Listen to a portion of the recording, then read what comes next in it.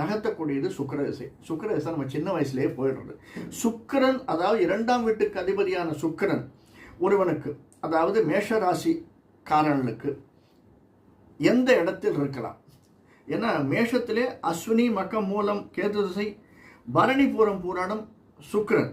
So அஸ்வினிக்கும் பரணிக்கும் ரொம்ப பாதுகாப்பாக இருக்கக்கூடிய சுக்கிரனுடைய திசை நம்ம கிட்டத்தட்ட ஜாலியாக இருக்கலாம். ஆனால் அந்த நம்ம நினைவு நல்ல என்ஜாய் பண்ணுற வயசில் 22 வயசுக்குள்ளே சுக்கிர திசை முடிஞ்சு போயிடும். சரி சார், அடுத்தது நம்ம காக்கக்கூடிய திசை என்ன? ஏன்னா நமக்கு வாழ்க்கை அப்படிங்கிறது 40லேருந்து 65-70 வயசுக்குள்ளே தான். சில பேர் நினைக்கிறாங்க 50 வயசுக்குள்ளேன்னு, அப்படிலாம் இல்லை. ஏன்னா 70 வயசு வரைக்கும் நம்ம திடகாத்திரமாக இருந்தே ஆகணும். இன்னும் நான் சொல்லுவேன் 80 வயசு வரைக்கும்னு சொல்லுவேன். ஏன்னா 60 வயசு வரைக்கும் நம்ம எதை பற்றியுமே கவலைப்படாமல் நம்ம உடம்பு நன்றாக இருக்கக்கூடிய சந்தர்ப்பத்தில் நம்ம எதிர்த்து போராடக்கூடிய மனப்பக்குவங்கள்லாம்